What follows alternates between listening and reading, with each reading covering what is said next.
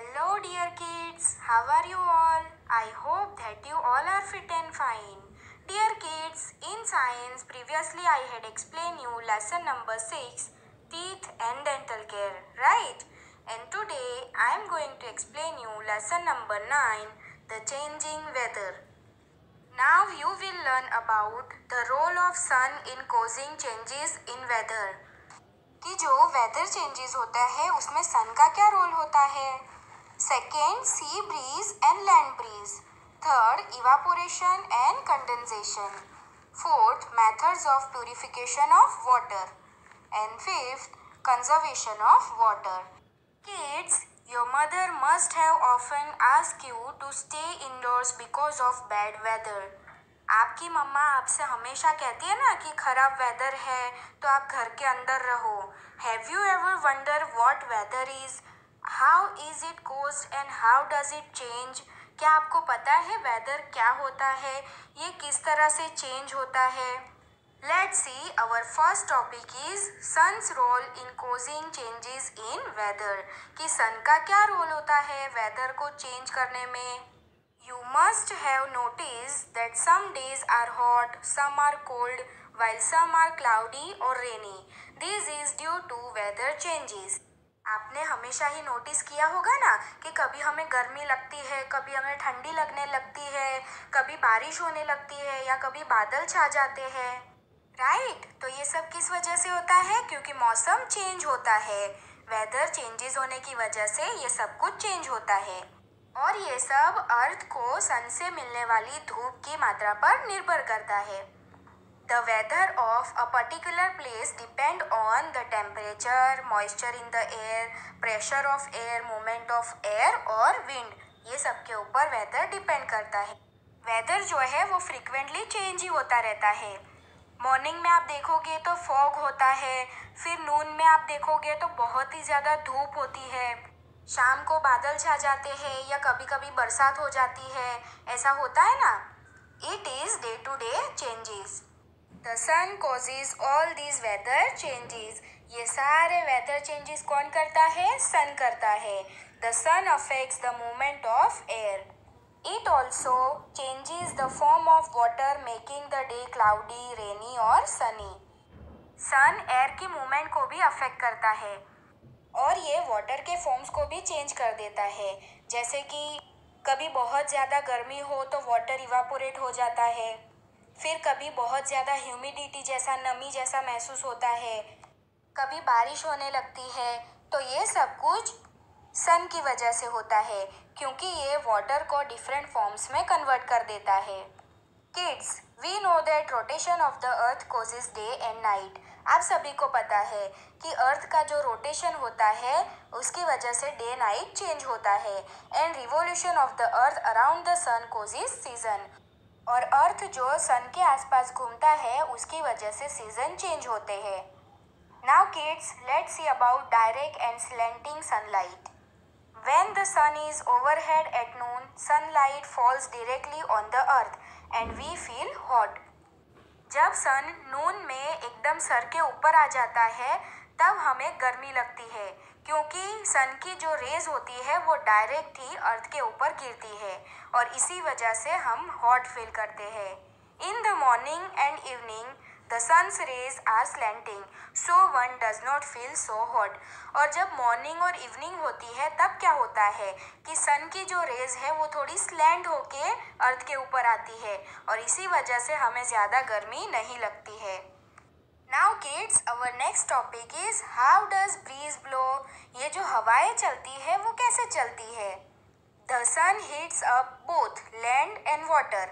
सन दोनों को ही गर्म करता है, लैंड को भी और वाटर को भी. Land gets heated up faster and also cools down faster than water. Land जो है वो गर्म भी ज़्यादा जल्दी होती है और ठंडी भी जल्दी से ही हो जाती है. और वाटर को गर्म होने में भी टाइम लगता है और ठंडा होने के लिए भी टाइम लगता है. During the day the land heats up and the air above the land becomes hot. दिन में क्या होता है कि लैंड गर्म हो जाती है और उसके ऊपर जो एयर होती है वो भी गर्म हो जाती है. Hot air is light and rises up. ये जो गर्म हवाएं होती है वो बहुत ही लाइट वेट होती है, इसी वजह से वो ऊपर चली जाती है। किड्स, आपको पता है ना कि जो चीज़ भारी होती है वो नीचे गिरती है और जो चीज़ वजन में हल्की होती है वो ऊपर जाती है। जैसे आपने बलून को देखा होगा, वो कैसे ऊपर जाता है।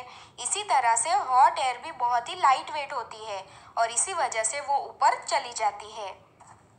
Cool air from above takes its place and so the breeze blows. और सी के ऊपर की जो हवाएं होती है वो लैंड के ऊपर आ जाती है, तो इस तरह से हवाएं चलती है। This movement caused by hot and cold winds is called convection current. तो ये जो हॉट एंड कोल्ड विंड्स होती है उसे कन्वेक्शन करंट कहा जाता है। किड्स, अगर आप एक्टिविटी करना चाहो तो उसकी एक्टिविटी भी है जो आप घर पे कर सकते हो। आपको 2 बॉल्स लेने हैं, एक के अंदर सैंड लेना है और दूसरे के अंदर वाटर लेना है। दोनों का ही टेम्परेचर आपको मेजर कर लेना है। उसके बाद दोनों बॉल्स को 1 आवर के लिए धूप में रख देना है। फिर जब आप टेम्परेचर मेजर करोगे तो सैंड का टेम्परेचर ज़्यादा होगा और वाटर का टेम्परेचर कम होगा। तो किड्स, ये किस वजह से होगा? क्योंकि सैंड वाटर से ज़्यादा जल्दी गर्म हो जाती है। And kids, you must have also seen a hot air balloon. It rises up because it is filled with hot air. Kids, आपने हॉट एयर बलून देखा है ना, वो कैसे हवा में ऊपर जाता है? क्योंकि उसके अंदर गर्म हवा भर दी जाती है और इसी वजह से वो ऊपर हवा में जाता है। क्योंकि हॉट एयर जो होती है वो वजन में हल्की होती है और इसी वजह से हॉट एयर बलून ऊपर तक जाता है। Now kids, let's see about land breeze and sea breeze. At night, the land cools down faster than the sea, so the air above the sea is hotter than that over the land. Kids, मैंने आपको पहले भी बताया कि land जो होती है वो जल्दी गर्म भी होती है और जल्दी ठंडी भी होती है, जबकि वाटर को गर्म होने में भी टाइम लगता है और ठंडे होने में भी टाइम लगता है। तो जब रात का समय होता है तो लैंड जल्दी से ठंडी हो जाती है और सी का जो वाटर होता है वो थोड़ा गर्म होता है। सी गर्म होने की वजह से उसके ऊपर की जो एयर होगी वो भी क्या होगी? हॉट होगी, right? This hot air above the sea rises up. The cold air above the land blows towards the sea to take the place of the rising warm air. This is called land breeze. तो अब क्या होगा कि सी गर्म होने की वजह से उसके ऊपर जो हवाएं हैं वो भी गर्म होगी, हॉट होगी और इसी वजह से वो हॉट एयर ऊपर तक जाएगी और लैंड के ऊपर की जो हवाएं हैं वो थोड़ी कूल होगी और इसी वजह से वो कूल एयर कहाँ जाती है? सी के ऊपर चली जाती है और इसे क्या कहा जाता है? लैंड ब्रीज कहा जाता है। और लैंड ब्रीज कब होता है? रात के टाइम पर होता है कि सी के ऊपर की हॉट एयर ऊपर जाती है और जो लैंड के ऊपर की कूल एयर होती है वो सी के ऊपर आ जाती है। Now what is sea breeze? अब सी ब्रीज किसे कहते हैं? During the day the land heats up faster, sea water is still cool. अब जब दिन होगा तो लैंड जल्दी से गर्म हो जाएगी और सी वाटर जल्दी गर्म नहीं होगा, वो ठंडा होगा। Air above the land gets heated and rises. अभी लैंड गर्म है तो उसके ऊपर की जो एयर होगी वो भी हॉट होगी, तो वो ऊपर चली जाएगी। Cool air above the sea blows towards the land. और जो सी के ऊपर की हवाएं है वो कूल होती है तो वो लैंड की तरफ आ जाती है। This is called sea breeze और इसे क्या कहा जाता है? सी ब्रीज कहा जाता है। लैंड ब्रीज और सी ब्रीज दोनों ही ऑपोजिट है, जैसे कि आप पिक्चर में भी देख सकते हो कि लैंड ब्रीज में रात के टाइम में कूल एयर सी के ऊपर जाती है और दिन के टाइम में सी के ऊपर की कूल एयर लैंड की तरफ जाती है, जिसे हम सी ब्रीज कहेंगे। तो किड्स, आई होप कि सबको समझ आया होगा कि किसे लैंड ब्रीज कहा जाता है और किसे सी ब्रीज कहते हैं और किस तरह से ब्रीज ब्लो होती है। Now kids, our next topic is evaporation.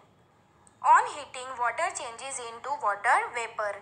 जब हम वाटर को हीट करते हैं तब वो वाटर वेपर में कन्वर्ट हो जाता है।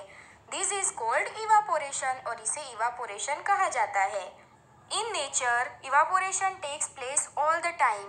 हमारे इन्वायरमेंट में पूरे दिन इवापोरेशन होता ही रहता है। Sometimes it is slow, sometimes it is fast. कभी ये स्लो होता है तो कभी फास्ट होता है। The amount of water vapour in the air is called humidity. Water vapour का अमाउंट होता है जो एयर में, उसे ह्यूमिडिटी कहा जाता है, जिसे हम नमी भी कहते हैं। When the humidity is more we feel uncomfortable, we keep sweating. और जब ह्यूमिडिटी एकदम बढ़ जाती है तब हम अनकंफर्टेबल फील करते हैं और हमें बहुत ही ज़्यादा पसीना होता है। जैसे कि अभी हमें ये मौसम में बहुत ही ज़्यादा पसीना होता है, क्योंकि ऐसे मौसम में ह्यूमिडिटी बहुत ही ज़्यादा बढ़ जाती है। इसीलिए इवापोरेशन कब ज़्यादा जल्दी होता है? जब बहुत ही ज़्यादा हवाएं चल रही हो तब, फिर कोई खुली जगह हो वहाँ पर, और जब बहुत ही ज़्यादा सनी हो तब इवापोरेशन बहुत ही ज़्यादा जल्दी होता है। किड्स, अगर आप इसकी एक्टिविटी करना चाहो तो आप वो भी कर सकते हो। आपको 2 ग्लासेस लेने हैं और दोनों में ही इक्वल अमाउंट में वाटर लेना है, और ग्लास के ऊपर आपको मार्क कर देना है ताकि आपको पता चले कि आपने कितना पानी लिया था। उसके बाद एक ग्लास को आपको फैन के नीचे रखना है और दूसरे ग्लास को थोड़ा दूर रखना है। फिर 1 आवर के बाद जब आप चेक करोगे तो आप क्या देखोगे कि जो फैन के नीचे ग्लास रखा हुआ है उसमें वाटर लेवल कम हो गया होगा, और जो दूर रखा है उसमें वाटर लेवल कम नहीं हुआ होगा। तो इससे क्या पता चलेगा आपको कि विंड अफेक्ट्स द इवापोरेशन, कि विंड की वजह से इवापोरेशन होता है, राइट। सेकेंड एक्टिविटी भी आप कर सकते हो। उसमें आपको 2 सिमिलर वेट क्लोथ्स लेने हैं। एक को आपको स्प्रेड करके अच्छे से सुखाना है और दूसरे को आपको ऐसे ही सुखा देना है। जब आप 1 आवर के बाद देखोगे तो जो आपने अच्छे से स्प्रेड करके सुखाया होगा वो जल्दी सूख जाएगा, और दूसरा जो आपने ऐसे ही रोल करके सुखाया था वो सूखेगा नहीं। तो इससे क्या पता चलता है कि जो खुली सरफेस है वहाँ पर सबसे ज़्यादा इवापोरेशन होता है। थर्ड एक्टिविटी भी आप कर सकते हो। उसमें आपको क्या करना है, 2 पानी के भरे हुए ग्लास लेने हैं। एक को सन के सामने रखना है और दूसरे ग्लास को शेड में रखना है, जहाँ पर धूप ना आती हो वहाँ पर। दोनों को 2 आवर्स के लिए रखना है। फिर जब आप 2 घंटे के बाद देखोगे तो जो सन में रखा हुआ ग्लास होगा उसके अंदर वाटर का लेवल कम हो गया होगा। तो इससे क्या पता चलता है कि टेम्परेचर भी इवापोरेशन को अफेक्ट करता है, और जब सनी डे होता है तब बहुत ही ज़्यादा इवापोरेशन होता है। Now what is condensation? On cooling vapour changes into water, this is called condensation. जो वेपर होती है वो वाटर में कन्वर्ट हो जाती है, उसे कंडेंसेशन कहा जाता है। इसके लिए भी आप एक एक्टिविटी कर सकते हो। आपको क्या करना है, एक केटल लेना है और उसके अंदर पानी भर देना है। फिर उसको फायर के ऊपर रखना है और वाटर को बॉईल करना है। फिर थोड़ी देर बाद जब केटल में से स्टीम बाहर निकलेगी तो उसके सामने आपको एक कोल्ड प्लेट रख देनी है। तो आप क्या ऑब्जर्व करोगे कि आपको वो प्लेट के ऊपर छोटे छोटे वाटर ड्रॉपलेट्स दिखाई देंगे। This is because the vapour from the kettle has change into water on cooling. कि कूल करने से क्या होता है, वाटर वेपर वाटर में कन्वर्ट हो जाता है, and this process is called condensation, और ये प्रोसेस को कंडेंसेशन कहा जाता है। In nature condensation can be seen in the form of due, Frost, fog, hello and snow. Now let's see कि ड्यू किसे कहते हैं। विंटर्स में आपने नोटिस किया होगा कि जो वाटर वेपर होते हैं वो कोल्ड सरफेस को छूते हैं, और इसी वजह से मॉर्निंग में जब आप फ्लावर्स, ग्रास या लीव्स के ऊपर देखोगे तो आपको वाटर ड्रॉपलेट्स दिखाई देते हैं, जिसे ड्यू कहा जाता है। नाउ लेट्स सी कि फ्रॉस्ट किसे कहा जाता है। जब बहुत ज़्यादा ठंड बढ़ जाती है तब वो tiny water droplets tiny ice crystals में कन्वर्ट हो जाते हैं, जिसे फ्रॉस्ट कहा जाता है, जैसे कि आप पिक्चर में भी देख सकते हो। Now what is fog? Fog किसे कहते हैं? जब विंटर सीजन में वाटर वेपर डस्ट पार्टिकल्स के ऊपर कंडेंस होता है जस्ट एबोव द ग्राउंड, उसे फॉग कहा जाता है, जिसे हम कोहरा भी कहते हैं। Now what is hello? जब रेन के ड्रॉप्स बहुत ही कोल्ड एयर में से पास होते हैं तब वो एकदम फ्रीज हो जाते हैं और आइस में कन्वर्ट हो जाते हैं और नीचे गिरते हैं, जिसे हेल स्टोन्स भी कहा जाता है। Now let's see about snow.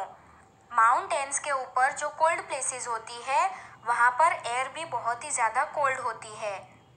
जब वाटर वेपर ऊपर जाता है तब वो वाटर ड्रॉप्स की बजाय आइस क्रिस्टल्स में जम जाता है, और फिर वो नीचे गिरता है जिसे हम स्नो कहते हैं। तो किड्स, यहाँ पर हमारा हाफ चैप्टर कंप्लीट हो गया है और मैं वीडियो को एंड कर रही हूँ। नेक्स्ट वीडियो में मैं आपको बाकी का हाफ चैप्टर एक्सप्लेन करूँगी, जिसमें हम water cycle, water table, impurities of water, conservation of water के बारे में पढ़ेंगे। तो kids, I hope you all understand. Thank you for watching. Stay